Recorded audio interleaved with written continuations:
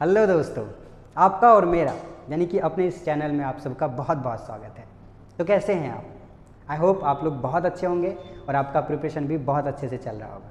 तो मैं हूं आपका दोस्त और इस क्लास का होस्ट राधेश्याम मेहता, और आज है AOD का लेक्चर नंबर 2, जिसमें हम लोग नॉर्मल एंड टेंजेंट से रिलेटेड बहुत अच्छे अच्छे क्वेश्चंस को प्रैक्टिस करेंगे।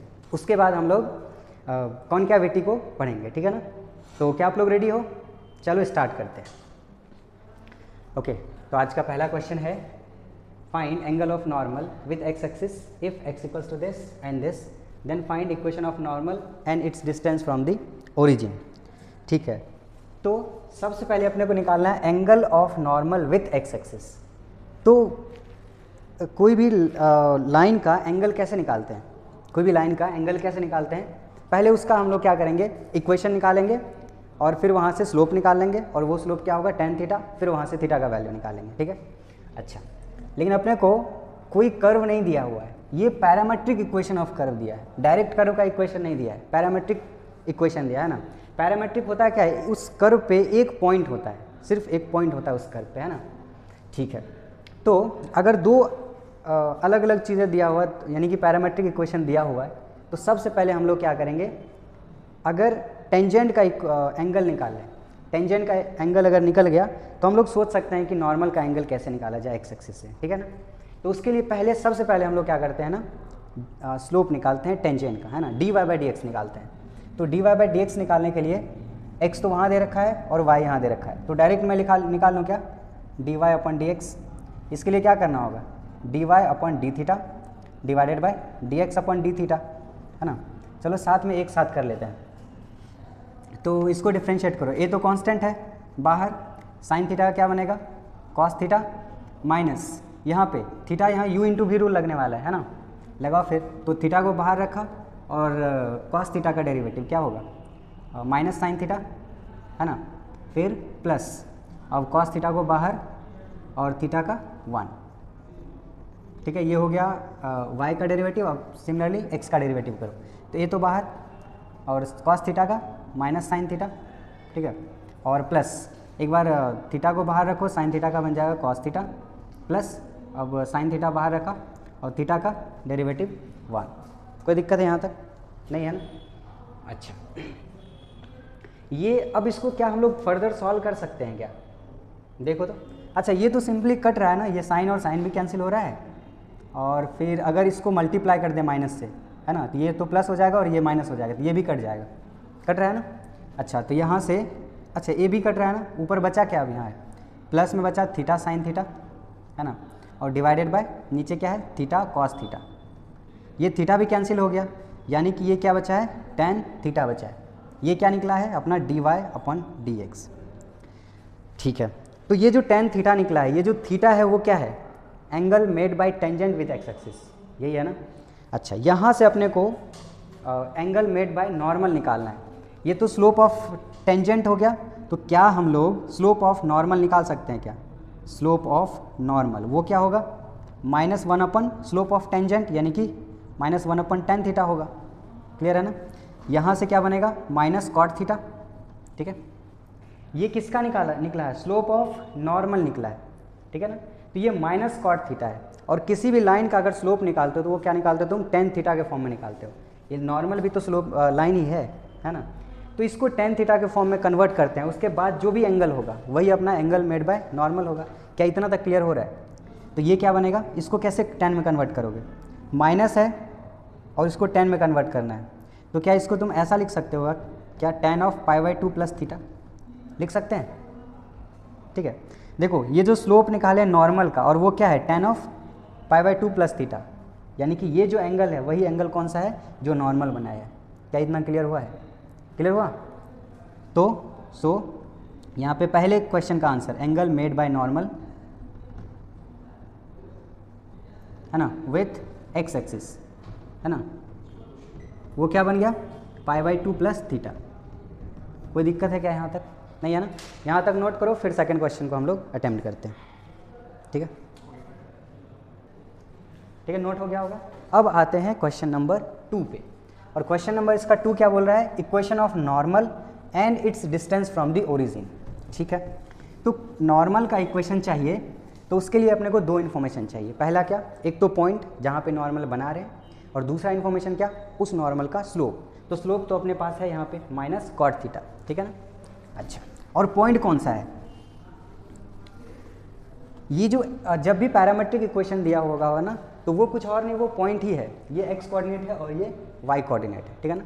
अच्छा, यहाँ पे स्लोप ऑफ नॉर्मल अपने पास है माइनस कॉट थीटा, ठीक है, और पॉइंट तो x इक्वल्स टू वो और y इक्वल्स टू ये, क्लियर है ना। सो इक्वेशन लिखेंगे, इक्वेशन ऑफ नॉर्मल, ठीक है। तो क्या लिखेंगे, y माइनस y1 क्या है यहाँ पे, a into sine theta minus theta cos theta equals to slope क्या है minus cot theta into x minus x1 क्या है यहाँ पे, a into cos theta plus theta sine theta, ठीक है, कोई दिक्कत नहीं होगा।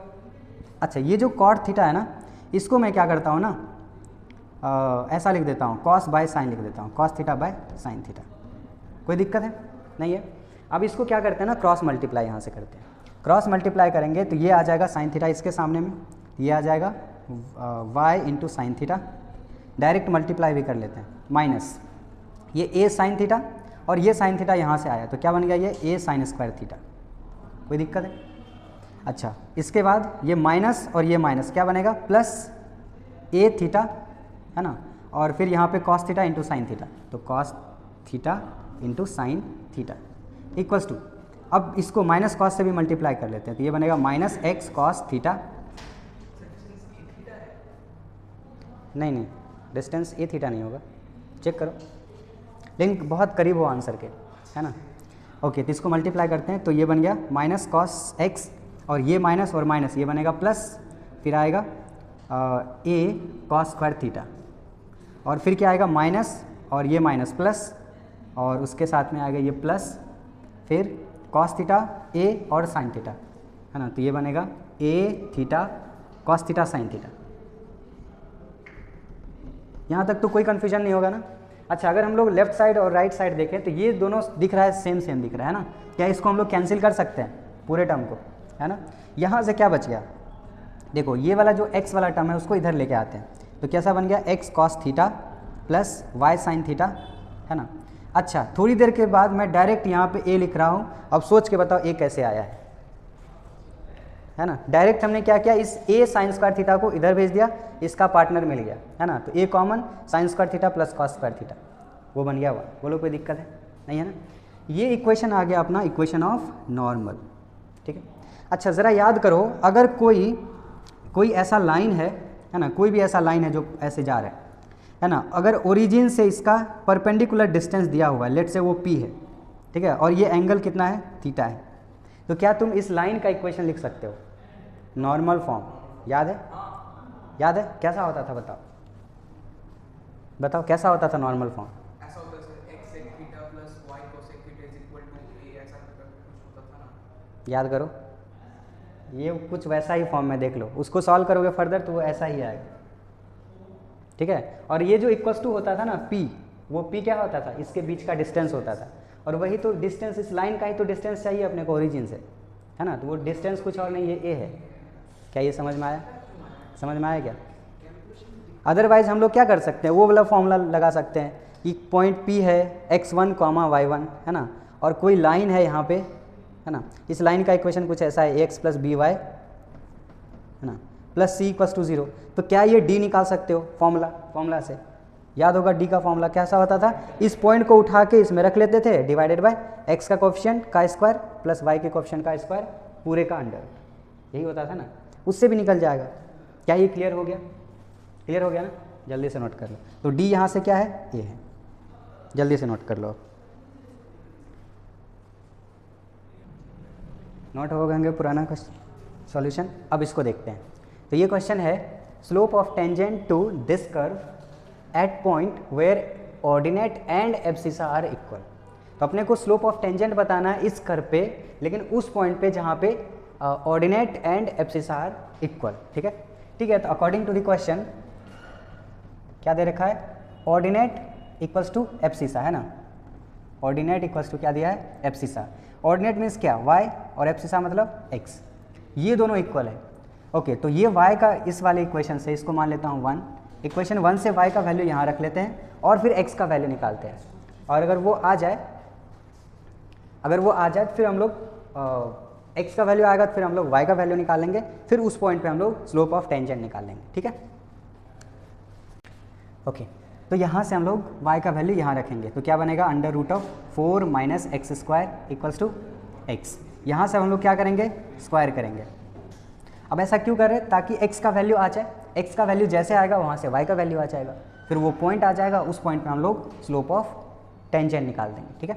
तो इसको स्क्वायर करने से क्या होगा, 4 minus x square equals to x square, यानी कि इस एक्स स्क्वायर को उधर भेजेंगे तो कैसा होगा, 2x का स्क्वायर इक्वल्स टू 4, यानी कि x का वैल्यू क्या आएगा, प्लस माइनस √2।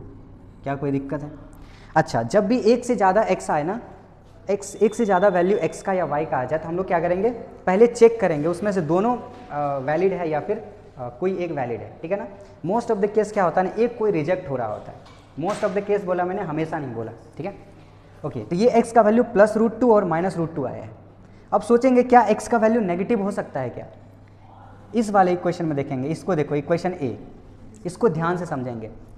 ये जो रूट वाला फंक्शन है, ये रूट फंक्शन, ये तो ऑलवेज पॉजिटिव देता है, पॉजिटिव वैल्यू, ये जो रूट देता है वो ऑलवेज पॉजिटिव देता है। अब जब ये रूट पॉजिटिव देगा तो x भी पॉजिटिव होगा, है ना, यानी कि ये जो x है ये भी पॉजिटिव होगा। अगर x पॉजिटिव होगा तो यहाँ तो नेगेटिव आ रहा है दो, एक तो पॉजिटिव आ रहा है एक नेगेटिव वैल्यू, तो अपने को कौन सा वैल्यू लेना है, नेगेटिव वाला तो रिजेक्ट हो जाएगा ना, क्योंकि x क्या होगा, पॉजिटिव होगा। क्लियर हो गया ना। सो यहाँ से x इक्वल्स टू √2 वाला सेलेक्ट होगा, but x equals to minus √2 वाला रिजेक्ट होगा। क्यों रिजेक्ट होगा, समझ में आ गया, ठीक है। अच्छा, जब x का वैल्यू आ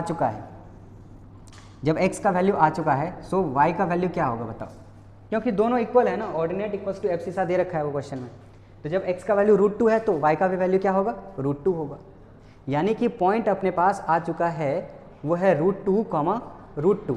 अब इस पॉइंट पे इस कर्व का स्लोप निकालना है, ठीक है ना, इस कर्व पे जो टेंजेंट खींचेंगे उसका स्लोप चाहिए अपने को, ठीक है। तो क्या करेंगे हम लोग, कर्व को पहले डिफ्रेंशिएट कर लेंगे और उसमें ये वाला पॉइंट रख लेंगे, 4 माइनस एक्स स्क्वायर। तो इसको डिफ्रेंशिएट किया तो क्या बनेगा, 1/2√4 minus x square. By chain rule ये क्या बनेगा, -2x, तो ये 2 and 2 गया। अभी y डैश चाहिए, लेकिन किस पॉइंट पे, √2, √2 पे, ठीक है, इसमें रख लेते हैं। तो ये बन गया माइनस और ये √2, x के जगह पे मैं √2 डायरेक्ट पुट करने जा रहा हूँ, ठीक है, डिवाइडेड बाय √4 माइनस √2 का स्क्वायर क्या बनेगा, 2, यानी कि ये क्या आ गया, -√2 डिवाइडेड बाय यहाँ से क्या बनेगा, √2। तो ओवरऑल आंसर क्या बन गया, -1, और यही हो गया अपना आंसर। क्या ये चीज़ क्लियर है, ठीक है, नोट करो, ठीक है। चलो नेक्स्ट क्वेश्चन। तो नेक्स्ट क्वेश्चन है, if each point on the curve y equals to x³ minus ax square plus x plus 1, if tangent is inclined and acute angle, ठीक है, देन रेंज ऑफ ए। अब की बात क्या है, ये इस कर्व पे जो टेंजेंट है वो इंक्लाइंड है कितना एंगल पे, एक्यूट एंगल पे, है ना। एक्यूट एंगल मतलब वो 0 से 90 के बीच का होगा, है ना, ठीक है। अब इसको हम लोग ऐसे अप्रोच करेंगे, since theta is acute angle, है ना। अगर ये एक्यूट एंगल है, इसका मतलब थीटा कैसा होगा बताओ, फर्स्ट क्वाड्रेंट में होगा, फर्स्ट क्वाड्रेंट में, इसमें कोई दिक्कत है, कोई दिक्कत नहीं है ना। अच्छा, जब थीटा फर्स्ट क्वाड्रेंट में है तो बताओ ज़रा tan थीटा का वैल्यू कैसा होगा, tan थीटा तो पॉजिटिव होगा, tan थीटा पॉजिटिव होगा, tan थीटा लिखो या फिर dy/dx लिखो, ये तो पॉजिटिव होना है, ठीक है। अच्छा, dy/dx पॉजिटिव है, ये जो y रखा है यहाँ पे, क्या हम लोग वहाँ से dy/dx निकाल सकते हैं, उसको डायरेक्ट डिफ्रेंशिएट करके यहाँ रख देता हूँ, है ना। तो उसका कैसा होगा, 3x का स्क्वायर माइनस 2ax प्लस 1, और ये क्या होना चाहिए, ग्रेटर देन 0। कोई दिक्कत है यहाँ तक, नहीं है ना। अच्छा, ये देखो, अगर तुम देखोगे तो ये कुछ और नहीं, क्वाड्रेटिक एक्सप्रेशन है, क्वाड्रेटिक एक्सप्रेशन ग्रेटर देन 0। तो इससे रिलेटेड थोड़ा सा थ्योरी देखो, यहाँ पे मैं बता देता हूँ। जैसे कोई भी क्वाड्रेटिक इक्वेशन है, ax² plus bx plus c, है ना, कोई क्वाड्रेटिक एक्सप्रेशन है, क्वाड्रेटिक फंक्शन है, ठीक है। इसमें जो ये a है, अगर a पॉजिटिव है, इधर कर लेता हूँ नेगेटिव वाला, ठीक है, a पॉजिटिव है और साथ ही साथ d पॉजिटिव है, तो सबसे पहले a पॉजिटिव है तो ग्राफ ऊपर, d पॉजिटिव है तो ग्राफ ऐसे कट करके जाएगा, ठीक है, a positive plus d positive, d equals to 0 तो ग्राफ एक बार टच करके जाएगा, और d नेगेटिव तो ग्राफ इधर एक्स एक्सिस को टच ही नहीं करेगा। जब ये एक्स एक्सिस के ऊपर है, मतलब पूरा का पूरा जब ऊपर है, यानी कि y क्या होगा, पॉजिटिव होगा। y पॉजिटिव होगा मतलब ये पूरा एक्सप्रेशन क्या होने वाला है, पॉजिटिव, यानी कि ax² plus bx plus c क्या होगा, पॉजिटिव। हम लोग दो तरीका से इसको सोचेंगे, एक तो जब a greater than 0 and d less than 0, इसका मतलब हुआ कि एक्सप्रेशन ग्रेटर देन 0। उल्टा भी सोचेंगे, अगर expression greater than 0 then a greater than 0 d less than 0। क्या इतना समझ में आ गया? जब ऐसा है तो ऐसा और जब ऐसा है तो ऐसा, कोई दिक्कत नहीं है ना। वैसे हम लोग नेगेटिव के लिए भी करेंगे, ठीक है, बट अपने को यहाँ पे पॉजिटिव वाला सोचना है। अब देखेंगे ये जो क्वाड्रेटिक एक्सप्रेशन ग्रेटर देन 0 है, इसमें x² का कोएफिशिएंट क्या है, यहाँ पे 3 है, तो 3 तो ऑलरेडी ग्रेटर देन 0 है, मतलब ग्राफ ऐसा वाला होगा। और जब ग्राफ ऐसा वाला हो, मतलब एक्स एक्सिस के ऊपर हो या नीचे हो, d क्या होगा, नेगेटिव होगा। क्या ये चीज़ क्लियर हो गया? क्लियर हुआ क्या? सो यहाँ पे हम लोग कहेंगे d लेस देन 0। अब जब d लेस देन 0 है तो इसको यहाँ पुट कर लेते हैं, तो b² मतलब 2a का स्क्वायर है ना, minus 4 into a is 3 into c is 1, ये क्या होगा, नेगेटिव। तो इसको और फर्दर सॉल्व करो, तो 4a² माइनस यहाँ कितना होगा 12 लेस देन 0, 4 कॉमन लेके हटा दो, a² माइनस 3 लेस देन 0। अब इसको फैक्टर कर लेंगे, a minus √3 into a plus √3 less than 0। अब इसका क्रिटिकल पॉइंट प्लॉट कर दो इस पर, √3 यहाँ पे प्लस √3, इधर प्लस इधर माइनस उधर प्लस, अपने को क्या चाहिए, माइनस वाला चाहिए। तो a का वैल्यू क्या हो गया, माइनस √3 से √3 तक। अब ब्रैकेट कौन सा लगाएंगे, क्योंकि यहाँ पे इक्वालिटी नहीं है इसलिए ओपन। क्या ये चीज़ समझ में आ गया? क्या ये समझ में आया? क्या एक्सपीरियंस समझ में आ गया? नोट करो जल्दी से फिर। चलो तो अगला क्वेश्चन को देखते हैं। ओके, तो क्वेश्चन है find point of intersection of tangents to this curve, है ना। अब की बार पॉइंट ऑफ इंटरसेक्शन निकालना किसका, टेंजेंट्स का टू दिस कर्व। टेंजेंट्स बोल रहा है मतलब एक से ज़्यादा टेंजेंट होगा, ठीक है। अच्छा, अब टेंजेंट निकालने के लिए कर्व दे रखा है और उस कर्व पे टेंजेंट निकालने के लिए अपने को एक पॉइंट चाहिए, है ना, तभी हम लोग उसको डिफ्रेंशिएट करेंगे। फिर उस पॉइंट को रखेंगे, स्लोप ऑफ टेंजेंट आएगा और वहाँ से पॉइंट है, पॉइंट तो दिया ही है, और प्लस स्लोप ऑफ टेंजेंट को यूज़ करके इक्वेशन ऑफ टेंजेंट निकाल लेंगे, है ना। अच्छा, लेकिन यहाँ पे क्या है, कुछ और है, कह रहा है point of intersection of tangents to this curve. इस कर्व पे टेंजेंट का इक्वेशन निकालना है, टेंजेंट का इक्वेशन निकाल के फिर उसका पॉइंट ऑफ इंटरसेक्शन निकालना है। लेकिन अब वो पॉइंट डायरेक्ट नहीं दिया है, क्या दे रखा है, वो पॉइंट पे निकालो जहाँ पे ये कर्व इंटरसेक्ट कर रहा है इस कर्व के साथ। क्या ये समझ में आ गया? तो अब की बार टेंजेंट निकालना है, लेकिन टेंजेंट निकालना है इस कर्व पे, लेकिन किस पॉइंट पे ये डायरेक्ट नहीं दिया। वो क्या बोल रखा है कि जहाँ पे ये कर्व और ये कर्व दोनों इंटरसेक्ट कर रहा है ना, तो वहाँ पे टेंजेंट्स निकालो, फिर उसका पॉइंट ऑफ इंटरसेक्शन निकालो टेंजेंट्स का, ठीक है। तो सबसे पहले टेंजेंट निकालने के लिए अपने को क्या करना होगा कि पहले वो पॉइंट ऑफ इंटरसेक्शन निकालना होगा, वो पॉइंट निकालना होगा जहाँ पे टेंजेंट खींचना है। क्या ये चीज़ समझ में आ गया? ठीक है, तो पहले पॉइंट ऑफ इंटरसेक्शन निकालते हैं, वो दोनों पॉइंट आ जाएगा। जैसे पॉइंट आ गया तो इस कर्व से हम लोग उन दोनों पॉइंट पे टेंजेंट निकाल लेंगे। क्लियर है ना? तो सबसे पहले पॉइंट ऑफ इंटरसेक्शन निकालते हैं। तो point of intersection between x² y equals to 1 minus y and x y equals to 1 minus y, ठीक है।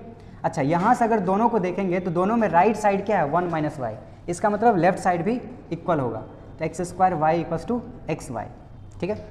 अच्छा, यहाँ से एक चीज़ हम लोग देख सकते हैं कि y और y कैंसिल होगा, लेकिन कभी भी ऐसा कुछ हो y और y कैंसिल हो रहा है, एक वेरिएबल कैंसिल हो रहा हो, तो हम लोग डायरेक्ट नहीं करेंगे, ठीक है।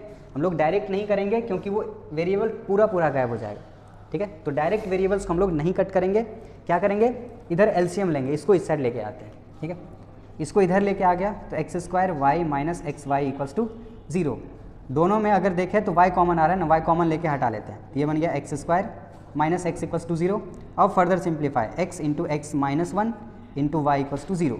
यहाँ से x का क्या क्या वैल्यू आया, 0, फिर आया x का वैल्यू 1 और फिर आया y का वैल्यू 0। कोई दिक्कत है क्या? अब इन तीनों पॉइंट्स पे देखेंगे कौन कौन सा पॉसिबल है। जब x का वैल्यू 0 रखा तो y का वैल्यू हम लोग कहाँ से निकालेंगे, कोई भी दोनों कर्व में से किसी में भी पुट कर लेंगे, वहाँ से y का वैल्यू आएगा। तो पहले मैं इसी कर्व में पुट कर लेता हूँ, x का वैल्यू 0, x का वैल्यू 0 जैसे यहाँ रखूँगा ये तो पूरा 0 हो जाएगा, 0 इक्वल्स टू 1 माइनस वाई, वहाँ से y का वैल्यू क्या आएगा 1। कोई दिक्कत है क्या? नहीं है। अच्छा, अब की बार x का वैल्यू 1 इसमें रख लेता हूँ, x का वैल्यू 1, तो क्या बनेगा y equals to 1 minus y, तो 2y इक्वल्स टू 1, यानी कि y का वैल्यू 1/2। कोई दिक्कत है क्या इसमें? नहीं है ना। अच्छा, अब ज़रा y का वैल्यू 0 रखो। y का वैल्यू जैसे ही 0 रखोगे, लेफ्ट साइड 0, राइट साइड क्या होगा 1 माइनस वाई, 1 माइनस 0, तो यानी कि लेफ्ट साइड 0 इक्वल्स टू 1 बन जाएगा। वो तो पॉसिबल नहीं है ना। जैसे ही y का वैल्यू इसमें रख दो 0, तो 0 इक्वल्स टू 1 माइनस 0, यानी कि 0 इक्वल्स टू 1 हो गया। ये तो पॉसिबल ही नहीं है ना, तो ये वाला पॉइंट हम लोग सेलेक्ट नहीं करेंगे। तो यानी कि अपने पास जो पॉइंट ऑफ इंटरसेक्शन आ गया वो 0,1 एंड 1,1/2 आ गया। ठीक है, ओके।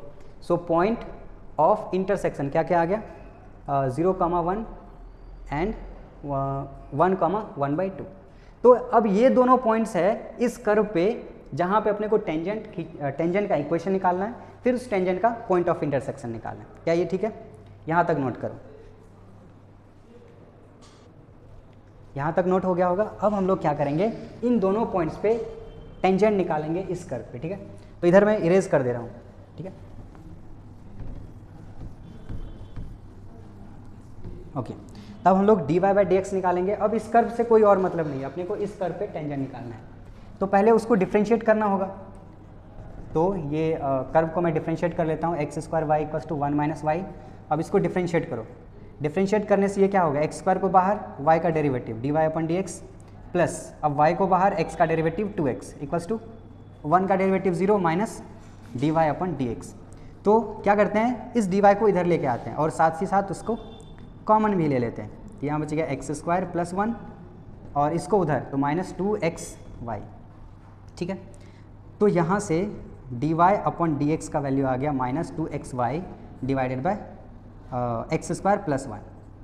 ठीक है, अच्छा अब ये dy/dx निकालना है लेकिन इन दोनों पॉइंट्स पे। ठीक है, सो dy/dx एट 0,1, तो x का वैल्यू 0 रखने से ये क्या बनेगा 0/1, यानी कि ये 0 बन रहा है, यानी कि पहला जो टेंजेंट है ना वो पैरेलल टू x एक्सिस है। अच्छा, साथ ही साथ हम लोग dy/dx भी निकालेंगे, इधर निकाल लेते हैं, dy/dx एट 1,1/2 इसमें रखते हैं। x का वैल्यू 1 और y का वैल्यू 1/2, ये बनेगा -2 × 1 × 1/2 डिवाइडेड बाय यहाँ पे 1 का स्क्वायर प्लस 1, तो यानी कि ये क्या आ जाएगा, ये दोनों कट गया और ये बन गया 2, ऊपर बन गया 1, यानी कि -1/2। कोई दिक्कत है क्या? ये हो गया टेंजेंट, इसका नाम चलो रख लेते हैं, ये हो गया टेंजेंट 1 का स्लोप, टेंजेंट 1 का स्लोप, और ये हो गया टेंजेंट 2 का स्लोप। ठीक है, स्लोप ऑफ टेंजेंट 2। ठीक है, और ये है स्लोप ऑफ टेंजेंट 1। ठीक है, कोई दिक्कत है? नहीं है। अब इन दोनों पॉइंट पे हम लोग क्या करेंगे, इक्वेशन ऑफ टेंजेंट निकालेंगे। ठीक है, इक्वेशन ऑफ टेंजेंट, तो इक्वेशन ऑफ टेंजेंट है ना विथ स्लोप इक्वल्स टू, पहला स्लोप कितना है 0 एंड पॉइंट क्या है इसका, पॉइंट इज 0,1। तो इक्वेशन कैसा बनेगा, y - 1 इक्वल्स टू 0 × x - 0, ये तो पूरा 0 हो गया। यहाँ से इक्वेशन क्या आ गया, y इक्वल्स टू 1। ये हो गया पहला इक्वेशन ऑफ टेंजेंट। अब सिमिलरली इक्वेशन ऑफ टेंजेंट है ना विथ स्लोप, दूसरा स्लोप कितना है -1/2 एंड पॉइंट कितना है 1,1/2। इक्वेशन कैसा बनेगा, y - 1/2 equals to slope 1/2 × x - 1। कोई दिक्कत है इसमें? फर्दर इसको सॉल्व करेंगे, ये बन गया 2y - 1 equals to minus of x - 1, ये 2 और 2 कैंसिल हो गया। ठीक है, तो और फर्दर सॉल्व कर लेते हैं, ये x को इधर, तो x प्लस 2y और इस यहाँ पे क्या बच गया, यहाँ पे -x + 1 और उधर गया तो इक्वल्स टू 2। ठीक है, तो ये आ गया टेंजेंट 2। अब अपने पास दोनों टेंजेंट आ चुका है, ये टेंजेंट और ये टेंजेंट। अपने को क्या चाहिए, पॉइंट ऑफ इंटरसेक्शन चाहिए इन दोनों टेंजेंट्स का। तो क्या लगता है, इन दोनों टेंजेंट का पॉइंट ऑफ इंटरसेक्शन निकाल सकते हैं या नहीं? ये y = 1 इसमें रख लेंगे, y = 1 जैसे इसमें रखेंगे x का वैल्यू क्या आ जाएगा 0। तो ये है point of intersection of tangents. ठीक है, जैसे y का वैल्यू 1 रखोगे x का वैल्यू क्या आ जाएगा, इसमें y का वैल्यू 1 रखने से x का वैल्यू 0। सो पॉइंट कैसा आ गया, point of intersection 0,1। That's it. ये था, ये क्वेश्चन टफ नहीं था, थोड़ा सा लेंदी था, बट ठीक है चलेगा, इतना तो यही है। चलो हो गया होगा नोट। तो हम लोग अब अगला टॉपिक को देखते हैं। तो अगला टॉपिक है कॉन्कैविटी। तो जल्दी से नोट करो, तब तक मैं इसको जल्दी से इरेज कर देता हूँ। अरे तुम लोग बीच में जोक्स भी मारो। जोक्स मारने बोले कुछ और मत मार देना। साइनाइड गैस वो मत छोड़ना। चलो लिखो फिर कॉन्कैविटी। अब देखो कॉन्कैविटी है क्या, समझो। कॉन्कैविटी क्या है? कोई भी कर्व है ना, स्ट्रेट लाइन तो सीधा जाएगा, लेकिन कर्व है ऐसे ऐसे टेढ़ा होके जाएगा। तो देखो कभी कर्व क्या होगा, ये फेस को देख लो, हाथ के फेस को, ठीक है, अभी वैसे गंदा है, ठीक है। तो कभी भी इस फेस जिधर होगा ना ये फेस, तो उसको बोलेंगे, जिस फेस में होगा ये अप साइड है तो इसको बोलेंगे अप, ठीक है। और फेस जब ऐसा होगा तभी फेस कैसा है, डाउन तरफ है ना, इसको बोलेंगे डाउन, ठीक है। तो कभी भी कर्व अगर इस तरह का है, ऐसे जा रहा है, इसको बोलेंगे कॉन्कैविटी अप। जो फेस है कर्व का वो ऊपर की ओर है, और ऐसा होगा तो कॉन्कैविटी डाउन, ठीक है। तो इसका भी नाम लिख लेते हैं कॉन्कैविटी अप और अपवर्ड एंड डाउनवर्ड, है ना। कॉन्कैविटी अपवर्ड एंड डाउनवर्ड, ठीक है।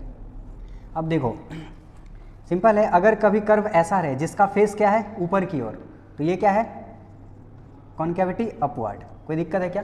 और कोई कर्व ऐसा रहे जिसका फेस किधर है, नीचे की तरफ है, यह है कॉन्कैविटी डाउन। कोई दिक्कत है क्या? नहीं है। अच्छा, कोई कर्व ऐसा भी होता है जब कुछ टाइम के लिए कॉन्कैविटी अप होता है उसका, और कुछ टाइम के लिए डाउनवर्ड होता है, ठीक है। इस तरह का कर्व है ना, देखो इसका फेस ऊपर है और इसका फेस नीचे, इस तरह का कर्व। कोई भी कर्व याद है क्या इस तरह का तुम लोगों को? बताओ कोई एग्जांपल। tan inverse x। और कोई जिसका कॉन्कैविटी अप से डाउन हो रहा हो? सबसे बेस्ट और एकदम, हाँ एक्स क्यूब, एकदम सस्ता सा एग्जाम्पल है एक्स क्यूब, है ना, एकदम सस्ता सा एग्जाम्पल है एक्स क्यूब। एक्स क्यूब का ग्राफ बनाओगे तो ऐसे आएगा, ऐसा। इसका फेस देखो ऊपर की ओर है, कॉन्कैविटी अप पॉजिटिव के लिए, और इधर कॉन्कैविटी डाउन।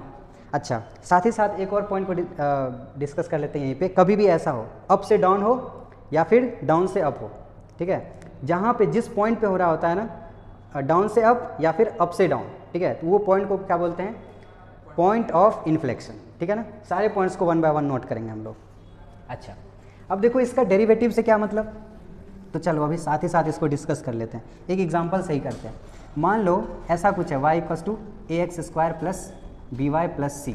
ये कोई फंक्शन है, कोई कर्व है, ठीक है। अच्छा, इसको एक बार ज़रा डिफ्रेंशिएट करो। डिफ्रेंशिएट करो, क्या बनेगा, 2ax + b। कोई दिक्कत है क्या? नहीं है ना। अच्छा, ये y एक बार और डिफ्रेंशिएट करो, y', तो ये क्या बनेगा, 2a, ठीक है ना। यहाँ तक कोई दिक्कत है? नहीं। हाँ, अच्छा, यहाँ पे bx होगा, करेक्ट, ये bx है, ठीक है, ये bx है। तो देखो y', 2a के इक्वल हो गया। अच्छा, अभी देखो इसी कर्व में अगर कभी a पॉजिटिव होता था तो ग्राफ ऊपर, a नेगेटिव होता था तो ग्राफ ऐसा नीचे, कॉन्कैविटी डाउन, ठीक है। अच्छा, जब ये a दोनों केस के लिए करता हो ना, जब a क्या है, पॉजिटिव, और जब a क्या है, नेगेटिव, ठीक है। जब a पॉजिटिव है तो इसका ग्राफ तो अपवर्ड है, अपने को पता है। a नेगेटिव है तो इसका ग्राफ डाउनवर्ड है, ये अपने को पता है। तो ज़रा बताओ, जब a पॉजिटिव है तो 2a भी पॉजिटिव होगा, ये नेगेटिव है तो 2a भी नेगेटिव होगा। कोई दिक्कत है क्या? 2a देखो पॉजिटिव है, ग्राफ ऊपर की ओर है, कोई दिक्कत है? 2a पॉजिटिव है, ग्राफ ऊपर की ओर, यानी कि इसका कॉन्कैविटी किधर है, कॉन्कैविटी अप, और ये कॉन्कैविटी डाउन। ये जो देखो, ये जो 2a है वो कुछ और नहीं, d2y/dx2 है। बोलो कोई दिक्कत है? जब d2y/dx2 पॉजिटिव हो जाए, इस केस में हम लोग क्या कहेंगे, कॉन्कैविटी अप। क्या ये चीज़ समझ में आ गया? नहीं आया? कॉन्कैविटी अप कब होगा, जब d2y/dx2 क्या होगा, पॉजिटिव। और साथ ही साथ ये देखो 2a नेगेटिव है, मतलब d2y/dx2 ये क्या है, नेगेटिव, ठीक है। इसका मतलब ये क्या है, कॉन्कैविटी डाउन। ये चीज़ समझ में आ गया क्या? समझ में आ गया? तो बस सिंपल सा इसका ओवरऑल रिजल्ट अपने को क्या याद रखना है, अगर सेकंड डेरिवेटिव पॉजिटिव आ जाए तो कॉन्कैविटी अप, सेकंड डेरिवेटिव नेगेटिव आ जाए तो कॉन्कैविटी डाउन। क्या इतना तक ठीक है? क्लियर है ना। तो अब सारे पॉइंट्स को 1 बाय 1 नोट करेंगे। नोट नंबर 1, नोट नंबर 1 में देखो हम लोग क्या लिखने वाले हैं, जो सेकंड डेरिवेटिव है ना, सेकंड डेरिवेटिव हमेशा किसको दिखाता है, कॉन्कैविटी को। क्या ये चीज़ क्लियर हो गया? पहला पॉइंट में उसी को नोट करेंगे। जो सेकंड डेरिवेटिव है वो क्या डिनोट करता है, कॉन्कैविटी को डिनोट करता है। वो भले कॉन्कैविटी अप हो या डाउनवर्ड हो, वो डिपेंड करता है इस पॉजिटिव और नेगेटिव पे। क्या इससे ठीक हो, क्लियर हो गया? पहला पॉइंट नोट कर लो, second derivative represents concavity of curve, ठीक है। अच्छा, ये फर्स्ट पॉइंट हो गया। सेकंड पॉइंट लिखो। सेकंड पॉइंट में इसी पॉइंट को नोट करेंगे, क्या, d2y अपन dx2 अगर पॉजिटिव कॉन्कैविटी अप, अगर d2y अपन dx2 नेगेटिव तो कॉन्कैविटी डाउन। ये सेकंड पॉइंट नोट कर लो जल्दी से।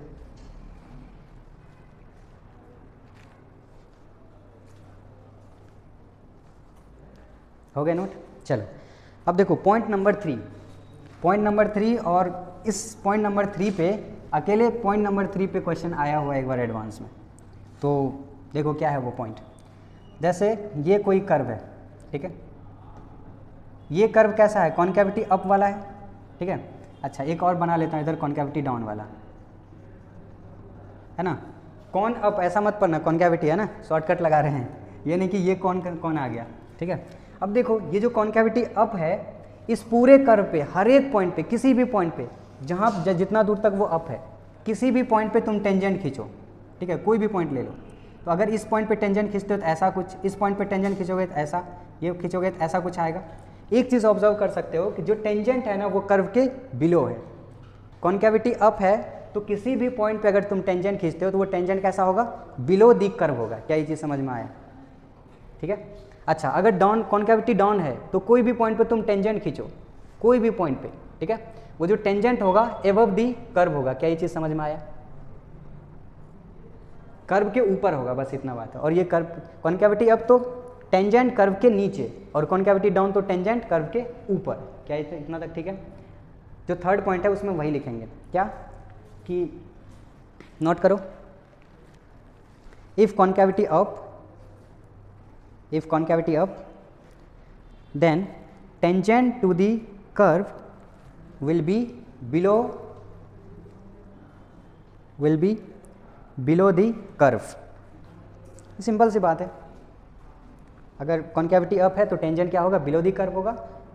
एंड पूरा सेंटेंस नहीं लिखेंगे, सिंपल वाइस वर्सा, ठीक है। हम शॉर्टकट लगाएंगे, जब अपने पास इतना ब्रह्मास्त्र है वाइस वर्सा तो क्यों इतना लंबा सा लिखेंगे, ठीक है। नोट कर लो। क्या ये थर्ड पॉइंट क्लियर हो गया?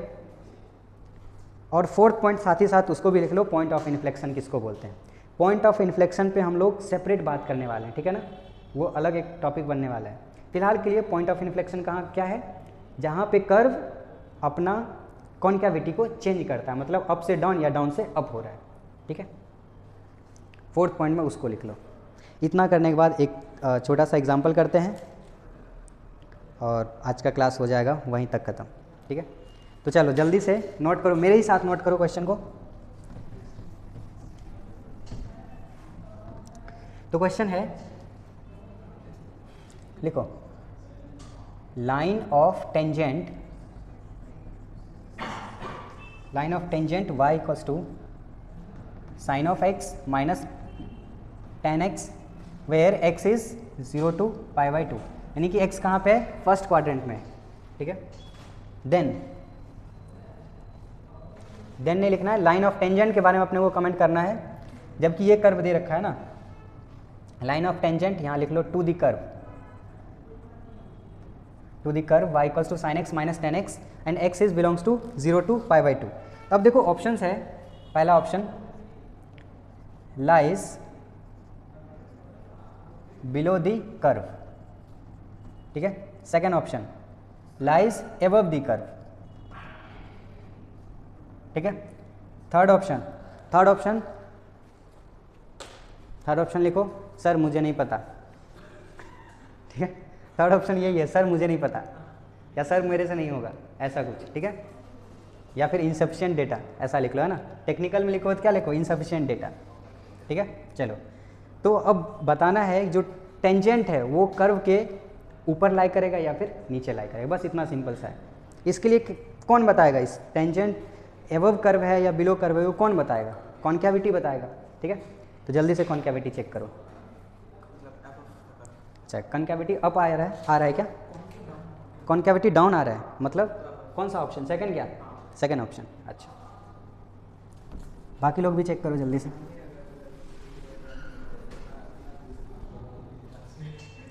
तो सिंपली हम लोग क्या करेंगे, इस कर्व को डिफ्रेंशिएट करेंगे।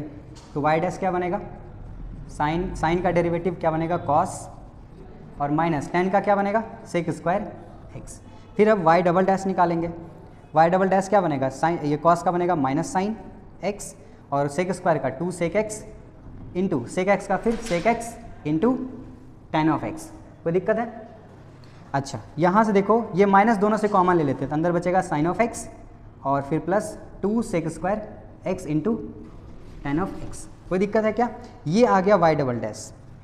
अब ये कॉन्केविटी अप होगा या डाउन होगा, पहले अपने को चेक करना पड़ेगा ओवरऑल इस ये जो फंक्शन है, ये जो वैल्यू, इसका वैल्यू निकालेंगे, पहले देखेंगे वो पॉजिटिव आ रहा है या नेगेटिव। ठीक है, उसके लिए अपने पास ये दे रखा है, थीटा क्या है 0 से π/2, मतलब थीटा कहाँ है, theta belongs to first quadrant. Theta नहीं, यहाँ पे एक्स है ना, x belongs to first quadrant. ठीक है, और अगर फर्स्ट क्वाड्रेंट है तो साइन भी पॉजिटिव, ठीक है, ये सेक भी पॉजिटिव है ना, ये टेन भी पॉजिटिव। ठीक है, तो सब पॉजिटिव, लेकिन आगे में विलन बैठा है ना, तो वो क्या कर देगा, पूरे को नेगेटिव। यानी कि सेकंड डेरिवेटिव क्या हो गया, यहाँ से सेकंड डेरिवेटिव नेगेटिव हो गया। इसका मतलब कॉन्केविटी क्या, डाउन। कॉन्केविटी डाउन है तो ऐसा कुछ कर्व होगा, तो इसमें कोई भी टेंजेंट होगा वो क्या होगा, एबव दी कर्व होगा। क्या ये क्लियर हो गया ना, यानी कि ऑप्शन बी होगा। तो आज के लिए इतना ही। अगले क्लास में हम लोग कॉन्केविटी पे कुछ क्वेश्चन करेंगे और साथ ही साथ और भी बेहतरीन क्वेश्चन है जिसको हम लोग प्रैक्टिस करेंगे। ठीक है, तो मिलते हैं अगले क्लास में, तब तक के लिए प्रैक्टिस करते रहिए। Bye bye.